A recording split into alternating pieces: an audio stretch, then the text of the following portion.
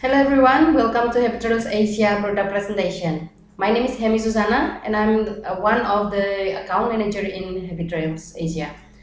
In this part, I would like to share to you about Java Island. Java Island is the fourth biggest island in Indonesia. As you can see here in the map, you can see in the green part, it's the biggest island in Indonesia. It's Papua. And then the blue one, it's Kalimantan. Continue with Sumatra, and the fourth one is Java. But Java is more populated than any other islands because the Indonesian capital city is located in Java. It's Jakarta, and administratively, Java consists of 6 provinces, including Jakarta itself, West Java, Central Java, East Java, Yogyakarta, and the last is Banten. And there are 3 major ethnic groups in Java. It includes Javanese, Sundanese, and Maduris. But there are also 2 smaller groups. It's Baduy, located in West Java, and also Tenggeris, which is located in East Java, particularly in Bromo Mountain. But 70% of the island, this big island, is dominated by the Japanese people. And in this, and now we're continuing to overview part.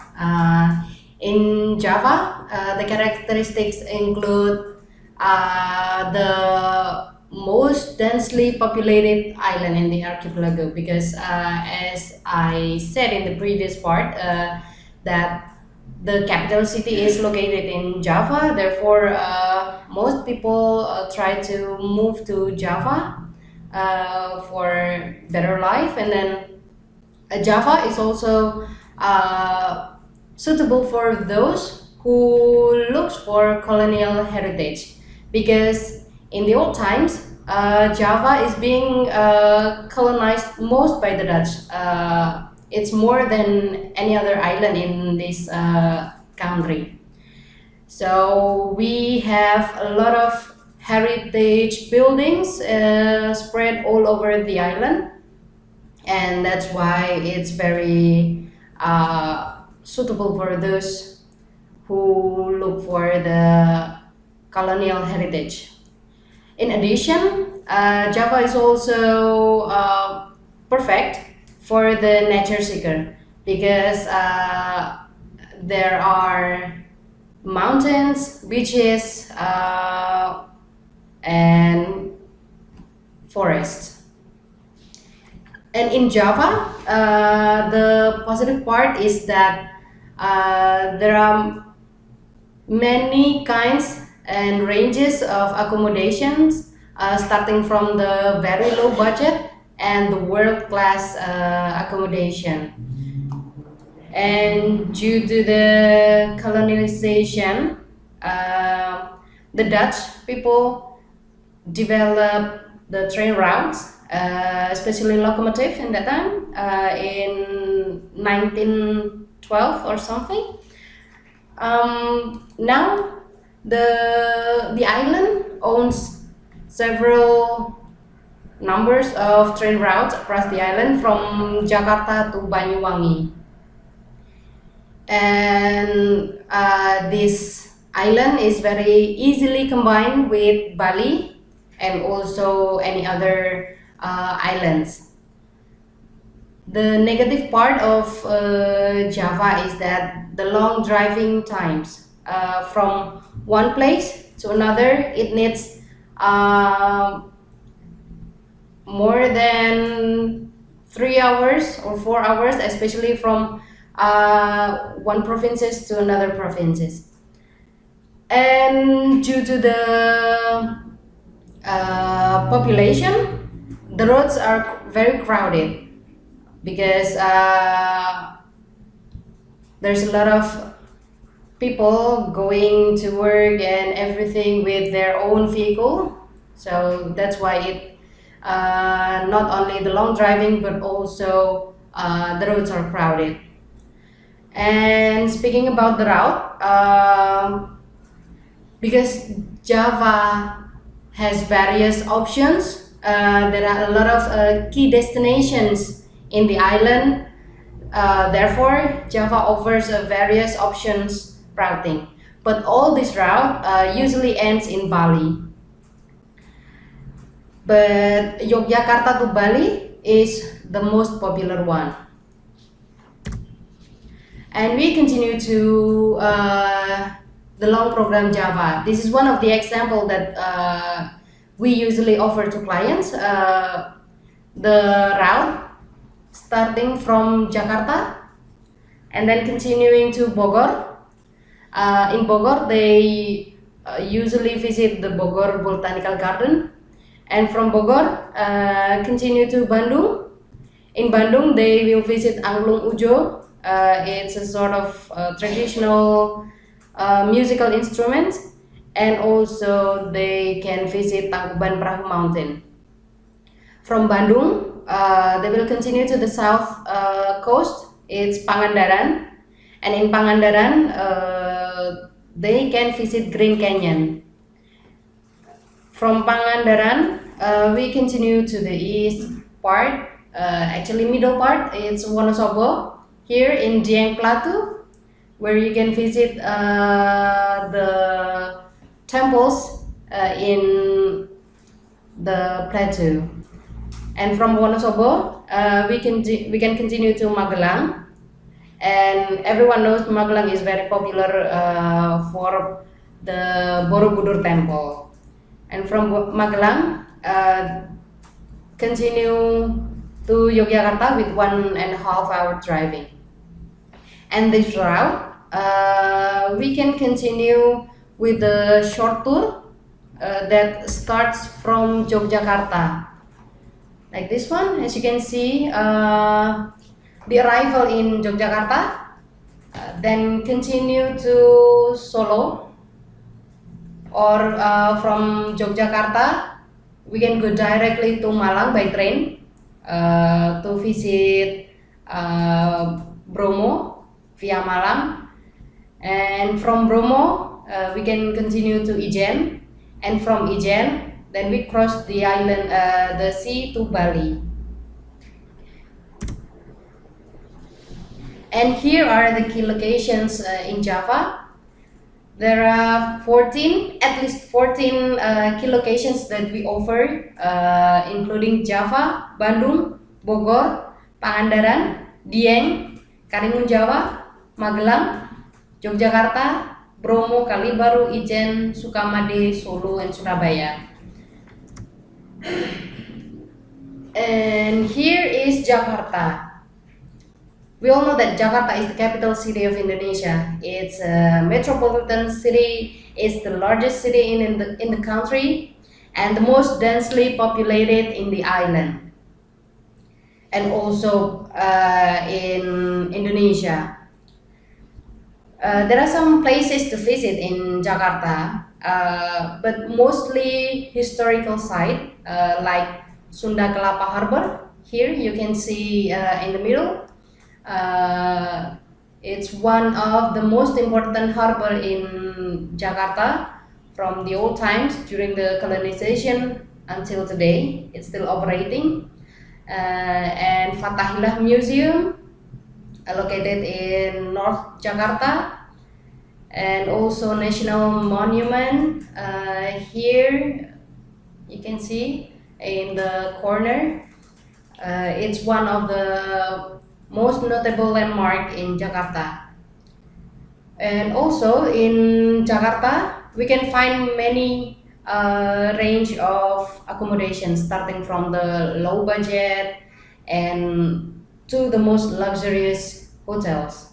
Everything is available in Jakarta. And going to the east, we continue to Bandung. Bandung is the capital city of West Java. It's the second biggest city in Java. During the colonization, luxurious hotels, cafes, restaurants, and European boutiques were open in the city of Bandung. And until today, at that time, Bandung is then known for the Paris Van Java. It's still popular up until now, to being called Paris Van Java. And this city is very good base for those who wants to make a day trip to the surroundings.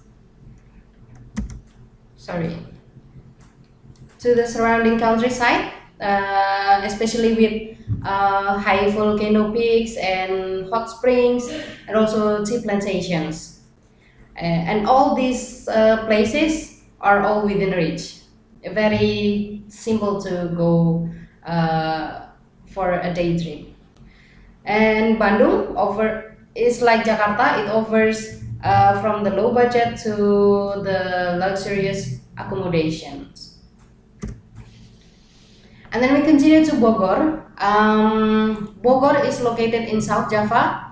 It can be reached about 2 until 3 hours by driving, but it depends on the traffic. Bogor is known for the rain city in Indonesia because the highest level of rainfall in Bogor, so that's why the nickname is attached to the city. And also this city is surrounded by mountains, especially Mount Salak, Guntur, and Gede. And also one more mountain is Mount Pangrango. By this location, because it's surrounded by the next is Bogor. Bogor is located in the south of Jakarta, and it can be reached for about 2 until 3 hours by driving car, depending on the traffic. And Bogor is also known for to be called as rain city in Indonesia due to the highest level of rainfall during the year. And the city is surrounded by three mountains, especially Mount Salak, Mount Gede, and Mount Pangrango. By this location, Bogor offers a very beautiful landscape, and also the nature is very beautiful. And from Bogor, we continue to Pangandaran. It is a town and district and also national park that is located in the south coast of West Java. Not only known as a fishing village, one of the largest in Java, but also surfing beach in Java, especially Batu Hiu and also Batu Karas.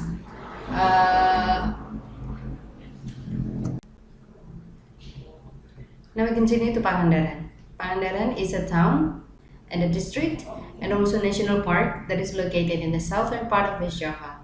It's very well known for the best wave, therefore it's very famous for the surfing sites. And also Pangandaran is one of the largest fishing villages in Java, with a lot of fish producing. And here in Pangandaran, the big part is nature reserve that is consisting of rainforest. And in the west side of the area is located Green Canyon. It's one of the most popular tourist destination in Pangandaran. It's a river flow with a high wall of stalactites and stalagmites. And from Pangandaran, we continue to Dieng. It's Dieng Plateau, located in Wonosobo. It's located literally in the central of Java Island. And Dieng Plateau is actually a caldera complex formed by the eruption of the ancient mountain of Prau. And then it used to be filled by water and then drying up, but the volcanic activity continues to this day. And the name itself, Dieng, is derived from Sanskrit words. It's from Di and Hyang. Di means the abode, and Hyang means God. So Dieng means the abode of the gods. And what's in Dieng? Dieng is very popular for the temples in the plateau. There are hundreds of temples in the plateau. It's located 2,000 meters above the sea level. The most popular one is Arjuna Temple and Gatot Kaca Temple. Not only the temple, the area also offers Sulphur Lake and also the multicolor lake, as you can see in the middle of the screen. There are two lakes and it's usually changing colors, and that's what's most popular about Dieng. And the landscape itself is very beautiful because it's fertile and laced with terraced potato and also vegetables and also tobacco. And the sightseeing here is usually include trekking to Mount Sikunir and also trekking in the nearby hills. From Dieng, we go down to Magelang. Magelang is very well known for the. Now we continue to Magelang. Magelang is a small city located 40 kilometers from Yogyakarta. It's very well known for the biggest Buddhist monument in the world. It's Borobudur. Not only Borobudur, but you can also find several small temples across in the area.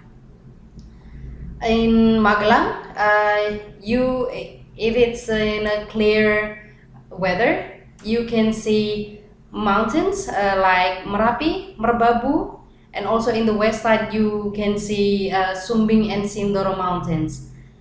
A visit to Magelang, not only do the visit to the temples, but also you can try to visit traditional village and traditional market. And staying in Magelang, there are several types of accommodation, starting from the low budget until the most luxurious one. And mostly the hotel is located nearby Borobudur. And next, we continue to Yogyakarta. If Jakarta is the Java's most industrial powerhouse, Yogyakarta is its soul. Yogyakarta is a special city because it is led by a king. It's the one and only city in Indonesia that is led by a king. And it's also the center of the artistic and also intellectual heritage. It's where the Japanese language as its purest and arts at their brightest, and the tradition is the most visible. What you can see in Yogyakarta, it's a lot. We can visit the palace. We have two palaces in Yogyakarta.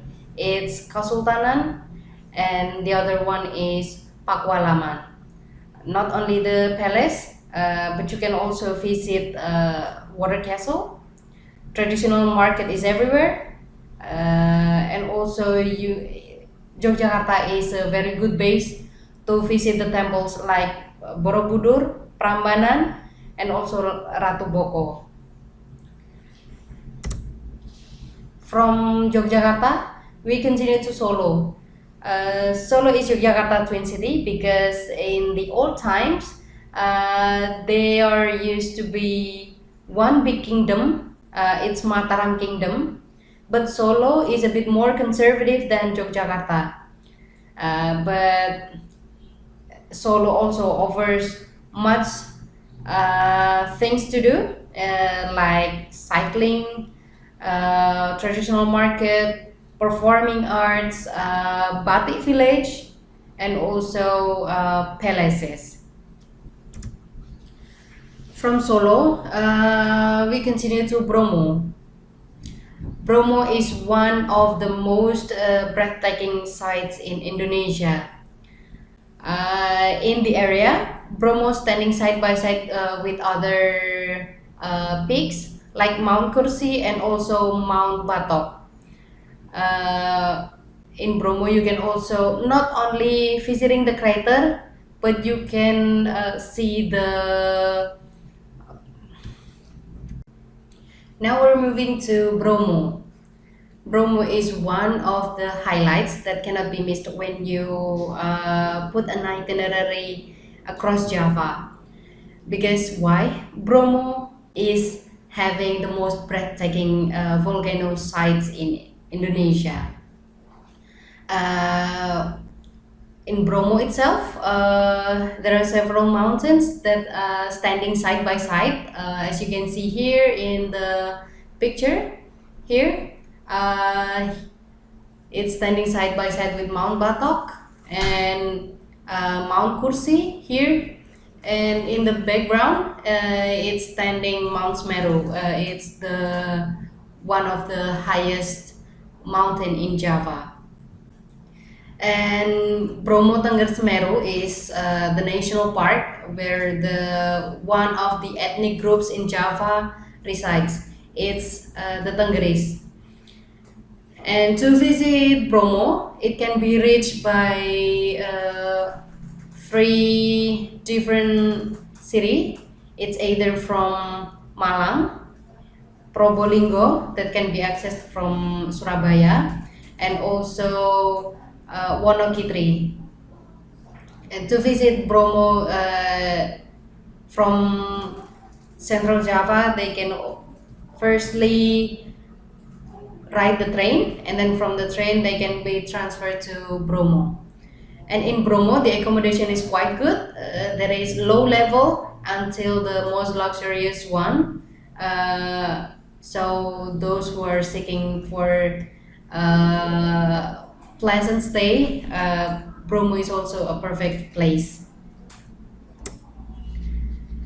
And now we're moving to Kalibaru. Kalibaru is the region near Banyuwangi. It's a very laid-back small town. There is not much to see in the small town, but going up to meters of altitude, this town makes a good base to visit coffee, rubbers, and cacao, and also cloves plantation. Not only the plantation, the road to Kalibaru itself offers you a very, very beautiful view. It's the foothills of Gunung Raung and also the rainforest. In Kalibaru, not really much to offer for its accommodation, but it's from low to middle. There is no luxurious accommodation in Kalibaru. And now we're moving to Ijen. It's the most extraordinary site in the magnificent. And now we're moving to the east, to Ijen crater or Ijen plateau. It's one of the most highlighted place in Java because of the sulfur lake of Kawah Ijen. Here you can see in the picture, it's the blue turquoise sulfur lake, and this is the close-up picture of the sulfur. The night Hike to Ijen crater, you will be presented with this kind of view. It's the blue flame that is emerged from the sulfur itself. And also during the hike, we will see a group of men with the most unusual job. They are mining the sulfur. So they hike from down to the crater and they take the sulfur. And to reach Ijen, we can go to four city. It's Kalibaru itself, like previously I presented, Banyuwangi, Situbondo, and Bondowoso. In Ijen, the accommodation nearby is only low budget and middle level, but a bit outskirts you can find the more luxurious one.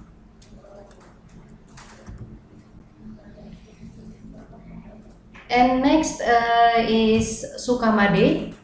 Sukamade is part of Marubediri National Park. The area is known for turtle beach, where this animal lay eggs during the rainy season. It's between October until April. And also the visit to Sukamade, there is no very.